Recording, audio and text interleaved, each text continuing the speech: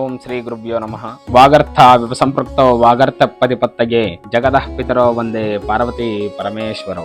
ముందుగా శివమాల ధారణ ఎందుకు వేస్తాం? శివమాల ధారణ అంటే కేవలం సాంప్రదాయమే కాదు, ఒక ఆధ్యాత్మిక పరివర్తన. శివుడిలో నీలమై మనలో ఉన్న అహంకారాన్ని చంపుకొని శివోహం అంటే నేనే శివుణ్ణి అనే స్థితిలోకి చేరుకోవడానికి ఇది ఒక గొప్ప తపస్సు.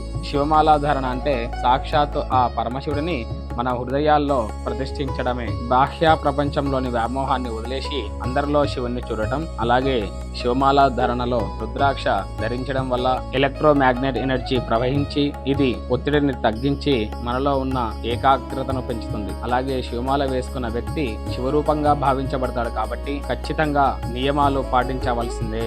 బయట ఎక్కడ పడితే అక్కడ తినడం చేయకూడదు. ఎందుకంటే మనలో శివుడు ఉంటాడు కాబట్టి మనము భక్తి భావనతో చేసుకొని తింటేనే స్వామివారికి ప్రసాదంగా భావించబడుతుంది. మానసిక వాచిక కర్మన బ్రహ్మచర్యాన్ని పాటించాలి. అలాగే ఇరుముడిని ఎందుకు కట్టుకుంటాము? ఇరుముడి అంటే రెండు ముడులు అని అర్థం. ఆ రెండు ముడులు కూడా జీవాత్మ పరమాత్మకు రెండిటికి కలయికకు ప్రతీక.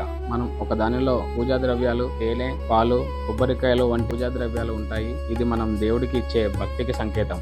రెండవది, ఇందులో బియ్యం, మాలాధారికి కావలసిన వస్తువులు ఉంటాయి. ఇది మన పాప పుణ్యాల మూట అని కూడా అంటారు. అలాగే మనం మాలాధారణ చేయడం వల్ల మనం మన పాపకర్మలను వదిలేసి భక్తిని మాత్రమే తీసుకెళ్తామని అర్థం అన్నమాట. అలాగే ప్రతి వాళ్ళు శ్రీశైలంకి వెళ్లి మాలాధారణ తీసివేస్తున్నారు. అది చాలా తప్పు. మీరు ఆ ఇరుముడిని తీసిన వెంటనే ఆ బియ్యాన్ని తీసుకొని ఇంటికి వెళ్లి పూజ చేసి ప్రసాదాన్ని ఇచ్చిన తర్వాతనే మీరు ఏదైనా చేసుకోవచ్చు.